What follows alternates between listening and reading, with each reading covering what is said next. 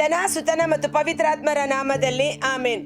ಕರ್ಮೇಲಿನ ಪ್ರಾರ್ಥನೆಯ ಒಂದು ಕರಿಮೋಡನ ಕಾಣುವೆ, ಆಹಾಬ ನಡುಗಿದಂತೆ ಅಗ್ನಿ ಮಳೆಯಾಗಿ ಸುರಿಯಲಯ್ಯ, ಬೆಂಕಿಯಾಗಿ ಇಳಿಯಲಯ್ಯ, ಅಗ್ನಿ ಜ್ವಾಲೆಯಾಗಿ ಉರಿಯಲಯ್ಯ, ಬಿರುಗಾಳಿಯಾಗಿ ಬೀಸಲಯ್ಯ, ಆತ್ಮ ನದಿಯಲ್ಲಿ ಮುಳುಗಿಸಯ್ಯ.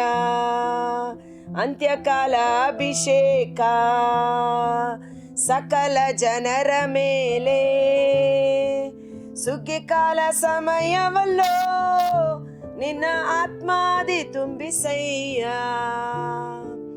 ಪ್ರಭು ಕ್ರಿಸ್ತರಲ್ಲಿ ಆತ್ಮೀಯ ಸಹೋದರ ಸಹೋದರಿಯರೇ, ಇತ್ತೀಚಿನ ದಿನಗಳಲ್ಲಿ ನಾವು ಪ್ರಾರಂಭ ಮಾಡಿರುವುದು ಪ್ರೇಷಿತರ ಕಾರ್ಯಕಲಾಪಗಳು. ಅದಕ್ಕೆ ಮತ್ತೊಂದು ಹೆಸರೇನು? ಪವಿತ್ರಾತ್ಮರ ಕಾರ್ಯಕಲಾಪಗಳು. ಪವಿತ್ರಾತ್ಮರು ನಮ್ಮೊಡನೆಯೂ ನಮ್ಮೊಳಗಿದ್ದು ಪ್ರೇಷಿತರಲ್ಲಿದ್ದು ಕಾರ್ಯ ಮಾಡಿದ ಆ ಕಾರ್ಯಗಳು ಇಂದಿಗೂ ನಮ್ಮ ಮಧ್ಯದಲ್ಲಿ ಜರುಗಿಸಲು ಶಕ್ತರಾದ ಆ ಪರಿಶುದ್ಧಾತ್ಮರ ಕುರಿತಾದ ಅಭಿಷೇಕದ ವಚನಗಳ ಮೂಲಕ ಆ ಅಭಿಷೇಕ ನಮ್ಮಲ್ಲಿ ನವೀಕರಿಸಲ್ಪಡುವಂತೆ ನಾವು ಈ ಜೀವಸ್ವರದಲ್ಲಿ ಪ್ರಾರ್ಥಿಸೋಣ. ನಿನ್ನೆ ದಿನ 1ನೇ ಅಧ್ಯಾಯ ವಚನ 1ರಿಂದ 11 ತನಕ ಧ್ಯಾನಿಸಿದೆವು. ಇವತ್ತು ಪ್ರೇಷಿತರ ಕಾರ್ಯಕಲಾಪಗಳು 1ನೇ ಅಧ್ಯಾಯ ವಚನ 12ರ ಮೇಲ್ಪಟ್ಟು. ಮತ್ತಿಯನ ಆಯ್ಕೆ. ಅನಂತರ ಪ್ರೇಷಿತರು ಓಲಿವ್ ತೋಪಿನ ಗುಡ್ಡದಿಂದ ಸುಮಾರು 1 ಕಿಲೋಮೀಟರ್ ದೂರದಲ್ಲಿರುವ ಜೆರುಸಲೇಮಿಗೆ ಹಿಂದಿರುಗಿದರು. ಅವರು ಯಾರೆಂದರೆ ಪೇತ್ರ, ಯೋವಾನ, ಯಾಕೋಬ, ಆಂದ್ರೇಯ, ಫಿಲಿಪ್ಪ, ತೋಮ, ಬಾರ್ತಲೋಮಯ, ಮತ್ತಾಯ, ಅಲ್ಫಾಯನ ಮಗ ಯಾಕೋಬ, ದೇಶಾಭಿಮಾನಿಯಾದ ಸೀಮೋನ ಮತ್ತು ಯಾಕೋಬನ ಮಗ ಯೂದ. ಇವರೆಲ್ಲರೂ ಪಟ್ಟಣವನ್ನು ಸೇರಿದ್ದೇ ಮೇಲ್ಮಾಳಿಗೆಯಲ್ಲಿದ್ದ ತಮ್ಮ ಕೊಠಡಿಗೆ ಹೋದರು. ಅಲ್ಲಿ ಅವರು ಒಮ್ಮನಸ್ಸಿನಿಂದ ಪ್ರಾರ್ಥನೆಯಲ್ಲಿ ನಿರತರಾಗಿದ್ದರು. ಕೆಲವು ಮಹಿಳೆಯರು, ಯೇಸುವಿನ ತಾಯಿ ಮರಿಯಳು, ಯೇಸುವಿನ ಸಹೋದರರು ಅವರೊಡನೆ ಇದ್ದರು. Praise the lord. ಪಿತನು ವಾಗ್ದಾನ ಮಾಡಿದ ವ್ಯಕ್ತಿ ಸ್ವರ್ಗದ ಶಕ್ತಿಯಿಂದ ಭೂಷಿತರಾಗುವ ತನಕ ಜೆರುಸಲೇಮನ್ನು ಬಿಟ್ಟು ಎಲ್ಲಿಯೂ ಹೋಗಬೇಡಿ ಎಂದು ಪ್ರಭು ಯೇಸು ನೀಡಿದ ಆದೇಶದ ಮೇರೆಗೆ ಶಿಷ್ಯರು ಮಾಡಿದ ಕೆಲಸವಾದರೂ ಏನು? 11 ಮಂದಿ ಶಿಷ್ಯರು, ಮಾತೆ ಮರಿಯಳು, ಇತರ ಸ್ತ್ರೀಯರು, ಸಹೋದರರು ಎಲ್ಲರೂ ಒಟ್ಟಾಗಿ ಸೇರಿ ಒಮ್ಮನಸ್ಸು, ಏಕ ಮನಸ್ಸು. ಇದನ್ನೇ ಪ್ರಭು ಯೇಸು ಹೇಳಿದ್ದು ಮತ್ತಾಯ 18 ವಚನ 18ರ ಮೇಲ್ಪಟ್ಟು 19-20ರಲ್ಲಿ.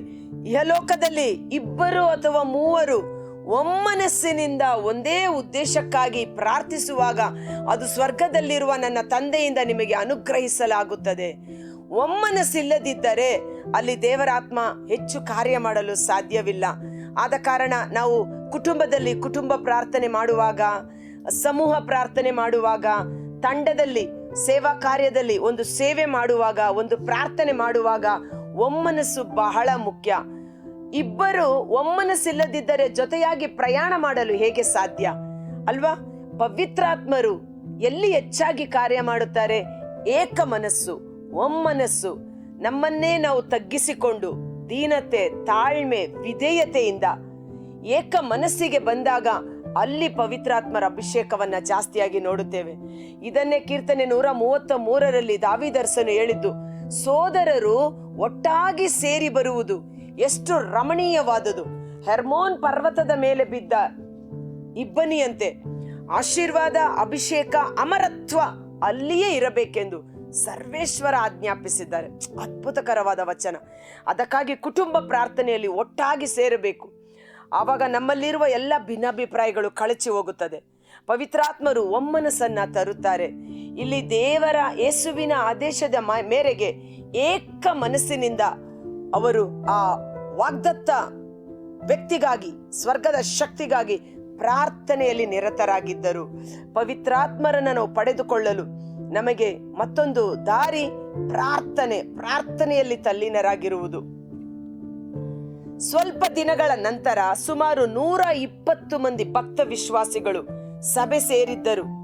ಆಗ ಪೇತ್ರ ಎದ್ದು ನಿಂತು ಹೀಗೆಂದನು, ಪ್ರಿಯ ಸಹೋದರರೇ, ಯೇಸುವನ್ನು ಬಂಧಿಸಿದವರಿಗೆ ಮುಂದಾಳಾಗಿದ್ದವನು ಯೂದನು. ಅವನ ವಿಷಯವಾಗಿ ಪವಿತ್ರಾತ್ಮ ಅವರು ದಾವೀದನ ಮುಖಾಂತರ ಮುಂತಿಳಿಸಿದ ವಾಕ್ಯ ನೆರವೇರಲೇಬೇಕಾಗಿತ್ತು. ಈ ಯೂದನು ನಮ್ಮಲ್ಲಿ ಒಬ್ಬನಾಗಿದ್ದವನು, ನಾವು ಕೈಗೊಂಡಿರುವ ಸೇವೆಯಲ್ಲಿ ಭಾಗಿಯಾಗಲು ಆಯ್ಕೆಯಾಗಿದ್ದವನು. ನೋಡಿ, 12 ಮಂದಿ ಪ್ರೇಷಿತರನ್ನ ಪ್ರಭು ಯೇಸು ಆಯ್ಕೆ ಮಾಡಿಕೊಂಡರು. ದೇವರ ಆಯ್ಕೆ ದೇವರ ಚಿತ್ತಕ್ಕನುಗುಣವಾಗಿ ಬಂದದ್ದು. ಮನುಷ್ಯನ ಜ್ಞಾನ, ಅವರ ಟ್ಯಾಲೆಂಟು, ಅವರ ಆಸ್ತಿ, ಅವರ ಜ್ಞಾನ, ಅವರ ಸೌಂದರ್ಯ, ಅವರ ಬುದ್ಧಿಶಕ್ತಿಯನ್ನ ನೋಡಿ ದೇವರು ಆಯ್ಕೆ ಮಾಡಿಕೊಂಡಿಲ್ಲ. ನೀವು ನನ್ನನ್ನು ಆರಿಸಿಕೊಳ್ಳಲಿಲ್ಲ, ನಾನು ನಿಮ್ಮನ್ನು ಆರಿಸಿಕೊಂಡಿದ್ದೇನೆ. ಸೊ ಈ ದೇವರ ಆಯ್ಕೆ ಬಹಳ ಶ್ರೇಷ್ಠವಾದುದು. ಆ ಆಯ್ಕೆಗೆ ಭಾಗಿಯಾದವರು ಭಾಗ್ಯವಂತರು. ಕಾರಣ ನೋಡಿ, ಶಿಷ್ಯರನ್ನು ಆಯ್ಕೆ ಮಾಡುವ ಮೊದಲು ರಾತ್ರಿ ಇಡೀ ಪ್ರಭು ಯೇಸು ಪ್ರಾರ್ಥನೆಯಲ್ಲಿ ತಲ್ಲೀನರಾಗಿದ್ದು ಬೆಟ್ಟದಿಂದ ಕೆಳಗಡೆ ಇಳಿದು ಬಂದು ಜನಸ್ತೋಮದಲ್ಲಿ ನೋಡಿ ಶಿಷ್ಯರನ್ನು ಆಯ್ಕೆ ಮಾಡಿಕೊಂಡರು ಎಂದು ಪವಿತ್ರ ಗ್ರಂಥ ಹೇಳುತ್ತದೆ. ಹೀಗಿರುವಾಗ ಎಷ್ಟೋ ಜನ ಆಸೆಯಿಂದ ಕಾದಿರಬಹುದು, ನನಗೆ ಆ ಸೇವೆ ಬೇಕಾಗಿತ್ತು, ನನಗೆ ಆ ಸೇವೆ ಬೇಕಾಗಿತ್ತು. ಆದ ಕಾರಣ ಇಂದು ದೇವರು ನಿಮ್ಮನ್ನ ಗುರುಗಳನ್ನಾಗಿ, ಕನ್ಯಾಸ್ತ್ರೀಯರನ್ನಾಗಿ, ದೇವ ಸೇವಕರನ್ನಾಗಿ ವಿಶೇಷ ಕೃಪೆಗಳಿಂದ ತುಂಬಿಸಿ ಆಯ್ಕೆ ಮಾಡಿದ್ದೆ. ಆದರೆ ದೇವರಿಗೆ ಕೃತಜ್ಞತೆಯನ್ನ ಸಲ್ಲಿಸೋಣ. ನಮ್ಮ ಸೇವೆಯಲ್ಲಿ ನಾವು ಪ್ರಾಮಾಣಿಕರಾಗಿ, ನಿಷ್ಠರಾಗಿ ದೇವರ ಕೃಪೆಯಿಂದ ಆ ಸೇವೆಯನ್ನ ಮುನ್ನಡೆಸಿಕೊಂಡು ಹೋಗಬೇಕು.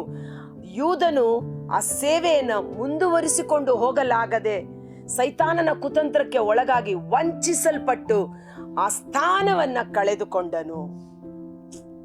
ಅಮೂಲ್ಯವಾದ ಸೇವೆ. ದೇವರೊಟ್ಟಿಗೆ, ಯೇಸು ಒಟ್ಟಿಗೆ 3 ವರ್ಷಗಳ ಕಾಲ ಯೇಸು ಒಟ್ಟಿಗೆ ಜೀವಿಸಿದಂತ ಯೂದ, ಆದರೆ ತನಗೆ ಕೊಡಲಾಗಿದ್ದ ಅಮೂಲ್ಯ ಸೇವೆಯನ್ನು ಅವನು ಕಳೆದುಕೊಂಡ.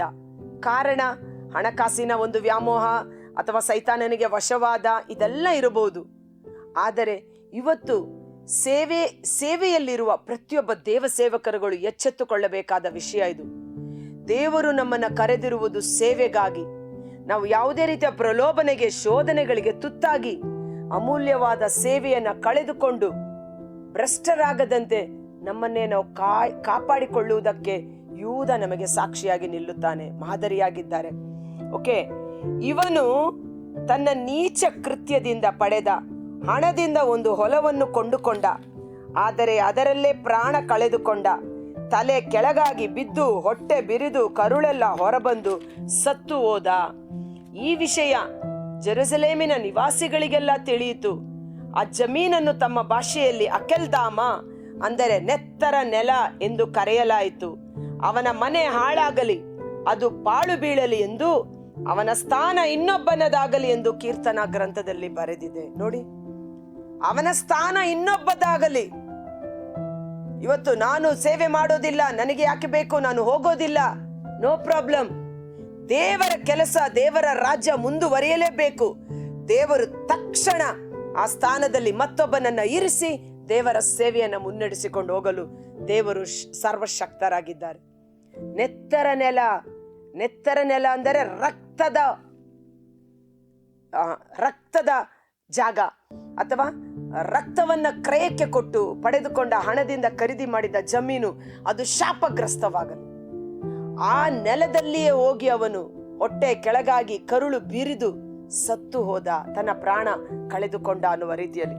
ಇವತ್ತು ನೋಡಿ, ಯಾಕೆ ಅದು ನೆತ್ತರ ನೆಲ? ನಿರಪರಾಧಿಯಾಗಿದ್ದ ಯೇಸುವಿನ ರಕ್ತಕ್ಕೆ ಕಟ್ಟಿದ ಬೆಲೆ ಅದಾಗಿತ್ತು. 30 ಬೆಳ್ಳಿ ನಾಣ್ಯಗಳಿಗೆ ನಿರಪರಾಧಿಯಾದ ಯೇಸುವನ್ನ ಹಿಡಿದುಕೊಟ್ಟ. ಇವತ್ತು ನಾವು ರಕ್ತದ ಕ್ರಯದಿಂದ ಜಮೀನು ಸಂಪಾದನೆ ಮಾಡಬಹುದು, ಮನೆ ಕಟ್ಟಬಹುದು, ಅಲ್ಲಿ ಆಶೀರ್ವಾದ ಬರುವುದಿಲ್ಲ, ಅದು ಶಾಪಗ್ರಸ್ತವಾದುದು.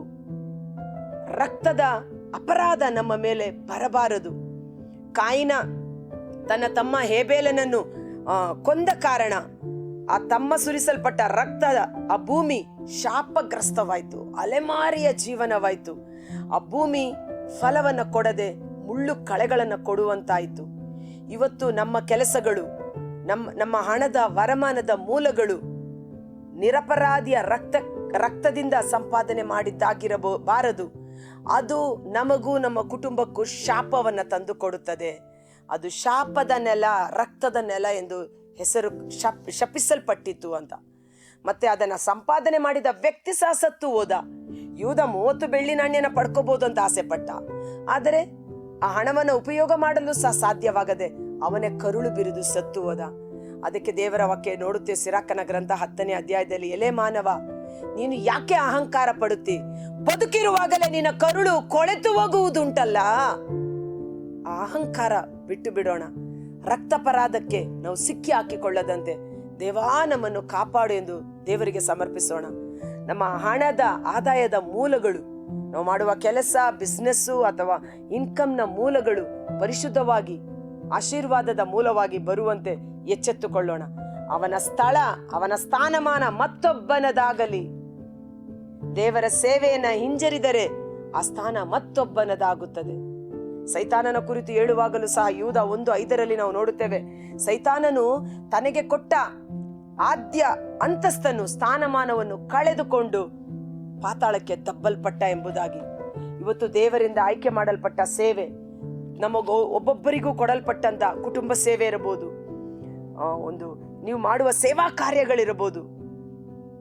ದೇವರಿಂದ ಶಕ್ತಿ ಪಡೆದುಕೊಂಡಂತೆ ನಾವು ಸೇವೆಯನ್ನ ಮಾಡಬೇಕು. ನಮಗಲ್ಲ ಕರ್ತನೆ, ನಿಮಗೆ ಮಹಿಮೆ ಸಲ್ಲಲಿ ಎಂದು ದೇವರ ಮಹಿಮೆಗಾಗಿ ನೀವು ಸ್ಕೂಲ್ ಟೀಚರ್ ಆಗಿರ್ಬೋದು, ಕೆಲಸ ಮಾಡುವ ನೀವಿರುವ ರಂಗಗಳಲ್ಲಿ ನಿಮ್ಮ ಸೇವಾ ಕಾರ್ಯ ದೇವರಿಗೆ ಮೆಚ್ಚುಗೆ ಆದದ್ದಾಗಿ ಮಾರ್ಪಾಡಾಗಬೇಕು. ಓಕೆ, ಆದುದರಿಂದ ಪ್ರಭು ಯೇಸುವಿನ ಪುನರುತ್ಥಾನಕ್ಕೆ ನಮ್ಮೊಡನೆ ಸಾಕ್ಷಿಯಾಗಿರಲು ಒಬ್ಬನನ್ನು ನಾವು ಆರಿಸಬೇಕಾಗಿದೆ. ಅಂತವನು ಯೇಸುವಿನ ಸೇವಾ ಸಂಚಾರದಲ್ಲೆಲ್ಲ ನಮ್ಮೊಡನೆ ಇದ್ದವನಾಗಿರಬೇಕು. ಅಂದರೆ ಸ್ನಾನಿಕ ಯೋವಾನನು ಸ್ನಾನ ದೀಕ್ಷೆಯನ್ನು ಕುರಿತು ಬೋಧಿಸಿದ ದಿನದಿಂದ ಯೇಸುವಿನ ಸ್ವರ್ಗಾರೋಹಣದ ದಿನದವರೆಗೂ ನಮ್ಮ ಸಂಗಡ ಇದ್ದವನಾಗಿರಬೇಕು.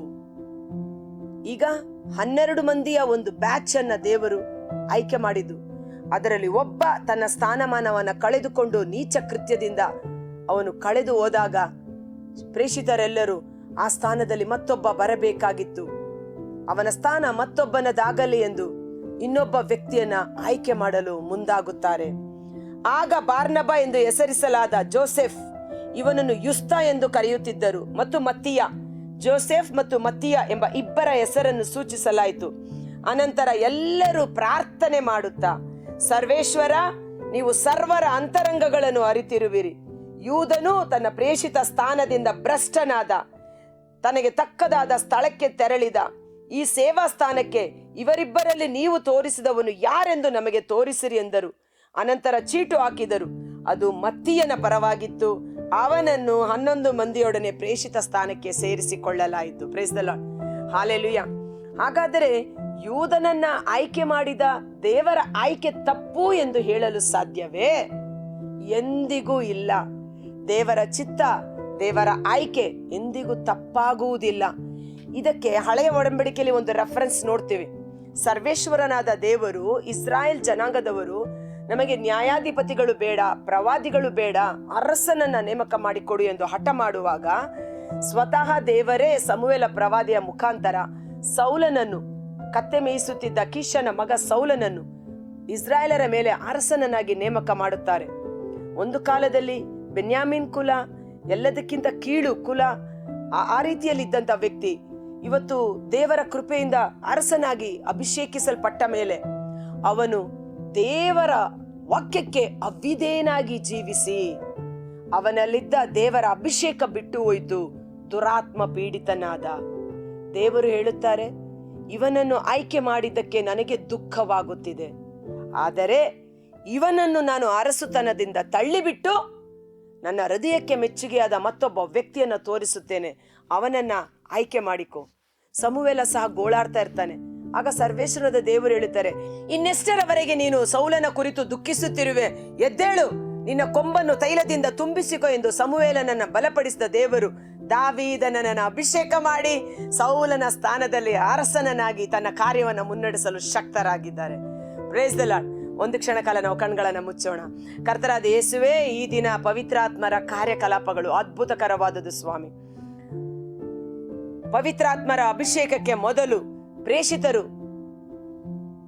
ಯೂದನ ಸ್ಥಾನಕ್ಕೆ ಯಾರನ್ನ ಆಯ್ಕೆ ಮಾಡಬೇಕೆಂದು ತಿಳಿಯದೆ ಅವರು ಚೀಟಿ ಹಾಕಿ ಅದರಲ್ಲಿ ಮತ್ತಿಯನ ಹೆಸರು ಬಂದ ಕಾರಣ ಅವನನ್ನು ಪ್ರೇಷಿತ ಸ್ಥಾನಕ್ಕೆ ಸೇರಿಸಿಕೊಂಡರು. ಹೌದು ದೇವ, ಪವಿತ್ರಾತ್ಮರ ಅಭಿಷೇಕಕ್ಕೆ ಮೊದಲು ಅವರು ಚೀಟು ಹಾಕಿದರು. ಆದರೆ ಪವಿತ್ರಾತ್ಮರ ಅಭಿಷೇಕದ ನಂತರ ಅವರು ಎಲ್ಲಿಯೂ ಚೀಟು ಹಾಕಿದ್ದನ್ನು ನಾವು ನೋಡುವುದಿಲ್ಲ. ಬದಲಿಗೆ ಪ್ರಾರ್ಥನೆ ಮೂಲಕ, ಪವಿತ್ರಾತ್ಮರ ಸತ್ಪ್ರೇರಣೆ ಮೂಲಕ ಅವರು ತೀರ್ಮಾನಗಳನ್ನು ಕೈಗೊಳ್ಳುತ್ತಿದ್ದರು. ಹೌದು ಯೇಸುವೆ, ಪವಿತ್ರಾತ್ಮರು ನಮ್ಮೊಡನೆಯೂ ನಮ್ಮೊಳಗಿದ್ದು ನಮ್ಮನ್ನು ಸರಿಯಾದ ಮಾರ್ಗದಲ್ಲಿ ಮುನ್ನಡೆಸಲು ಶಕ್ತರಾದ ಆತ್ಮರೇ, ನಮ್ಮೊಬ್ಬೊಬ್ಬರನ್ನ ಅಭಿಷೇಕ ಮಾಡಿರಿ. ಯೂದನ ರೀತಿಯಲ್ಲಿ ನಾವು ಯಾವುದೇ ರೀತಿಯ ಪ್ರಾಪಂಚಿಕವಾದ ಆಮಿಷಗಳಿಗೆ ಮೋಸ ಹೋಗದೆ, ಬಲಿಯಾಗದೆ, ವಂಚನೆಗೆ ಸಿಕ್ಕಿ ಹಾಕಿಕೊಳ್ಳದೆ, ದೇವರು ನಮಗಾಗಿ ನೇಮಕ ಮಾಡಿರುವ ಈ ವಿಶ್ವಾಸದ ಹೋರಾಟದಲ್ಲಿ, ಸೇವೆಯ ಜೀವಿತದಲ್ಲಿ ಸ್ಥಿರಚಿತ್ತರಾಗಿ ಮುನ್ನಡೆಯಲು ಪರಿಶುದ್ಧಾತ್ಮರೇ ನಮ್ಮನ್ನು ಬಲಪಡಿಸಿರಿ, ನಮ್ಮನ್ನು ಸಂರಕ್ಷಣೆ ಮಾಡಿರಿ. ಈ ಹೊಸ ಒಡಂಬಡಿಕೆಯ ಸೇವೆ ಅಭಿಷೇಕದ ಸೇವೆ. ಹಳೆಯ ಒಡಂಬಡಿಕೆಯ ಮರಣ ಶಾಸನ, ಆದರೆ ಹೊಸ ಒಡಂಬಡಿಕೆಯ ಸೇವೆ ಪವಿತ್ರಾತ್ಮ ಭರಿತವಾದುದು, ಸಜೀವದಾಯಕವಾದುದು. ಈ ಸೇವೆಗೆ ಆಯ್ಕೆ ಮಾಡಲ್ಪಟ್ಟವರು ಭಾಗ್ಯವಂತರು. ಎಲ್ಲ ಗುರುಗಳು, ಕನ್ಯಾಸ್ತ್ರೀಯರು, ದೇವಸೇವಕರು, ಪ್ರತಿಯೊಬ್ಬ ಕ್ರೈಸ್ತ ವಿಶ್ವಾಸಿಗಳು ಯಾವುದೇ ಕಾರಣಕ್ಕೂ ಅವಿಶ್ವಾಸಿಗಳಾಗದೆ ಕೊನೆ ಉಸಿರಿರುವವರೆಗೂ ತಾವು ಕೈಗೊಂಡ ದೇವರು ನಮಗೆ ಕೊಟ್ಟಂತಹ ಸೇವೆಯನ್ನು ಜವಾಬ್ದಾರಿಯುತವಾಗಿ ಮುನ್ನಡೆಸಿಕೊಂಡು ಹೋಗಲು ಬೇಕಾದ ಬಲವನ್ನ, ಶಕ್ತಿಯನ್ನ, ಅಭಿಷೇಕವನ್ನ ಅನುಗ್ರಹಿಸಿರಿ. 12 ಮಂದಿ ಪ್ರೇಷಿತರು ಏಕ ಮನಸ್ಸಿನಿಂದ ಪ್ರಾರ್ಥನೆ ಮಾಡಿದ ರೀತಿಯಲ್ಲಿ ಮಾತೆ ಮರಿಯಮ್ಮನವರ ಮಧ್ಯಸ್ಥಿಕೆಯಲ್ಲಿ ಒಳ್ಳೆ ಕುಟುಂಬ ಪ್ರಾರ್ಥನೆಯನ್ನ ಮಾಡಲು, ತಂಡಗಳಲ್ಲಿ ಪವಿತ್ರಾತ್ಮರ ಪ್ರೀತಿ, ಶಾಂತಿ, ಸಮಾಧಾನ, ಅನ್ಯೋನ್ಯತೆ, ಏಕ ಮನಸ್ಸಿನಿಂದ ಸೇವೆಯನ್ನ ಮಾಡಲು ನಾವು ಮಾಡುತ್ತಿರುವುದು ಮನುಷ್ಯನ ಸೇವೆಯಲ್ಲ, ಇದು ಯೇಸುವಿನ ಸೇವೆ ಎಂದು ಸಣ್ಣ ಕಾರ್ಯ ಮೊದಲ್ಗೊಂಡು ಎಲ್ಲಾ ಕೆಲಸಗಳನ್ನು ಪಕ್ಷಪಾತವಿಲ್ಲದೆ, ಗೊಣಗುಟ್ಟದೆ, ವಾದ ವಿವಾದವಿಲ್ಲದೆ, ತಾಳ್ಮೆ, ದೀನತೆಯಿಂದ ಪ್ರಭುವಿನ ಸೇವೆ ಎಂದು ಸಂತೋಷದಿಂದ ಈ ಸೇವೆಯನ್ನು ಮುನ್ನಡೆಸಿಕೊಂಡು ಹೋಗಲು ಬೇಕಾದ ಕೃಪೆಯನ್ನು ಪ್ರತಿಯೊಬ್ಬ ಕ್ರೈಸ್ತ ವಿಶ್ವಾಸಿಗಳಲ್ಲಿ ಯಥೇಚ್ಛವಾಗಿ ಸುರಿಸಲ್ಪಡುವಂತೆ ಆ ಪವಿತ್ರಾತ್ಮರ ಕಾರ್ಯಕಲಾಪಗಳು ಪ್ರೇಷಿತರಿಗೆ ನಿಂತು ಹೋಗದೆ, ಇಗೋ ಪ್ರೇಷಿತರಾಗಿ, ಶಿಷ್ಯರಾಗಿ ಆಯ್ಕೆ ಮಾಡಲ್ಪಟ್ಟಿರುವ ಪ್ರತಿಯೊಬ್ಬ ಕ್ರೈಸ್ತನ ಜೀವಿತದಲ್ಲಿ ಪವಿತ್ರಾತ್ಮರು ಶಕ್ತಿಯುತವಾಗಿ ಕಾರ್ಯ ಮಾಡುವಂತೆ ಯೇಸುವಿನ ಅದ್ಭುತಕರವಾದ ನಾಮದಲ್ಲಿ ಪ್ರಾರ್ಥಿಸಿ ಬೇಡಿ ಹೊಂದಿಕೊಳ್ಳುತ್ತೇವೆ. ಆಮೆನ್.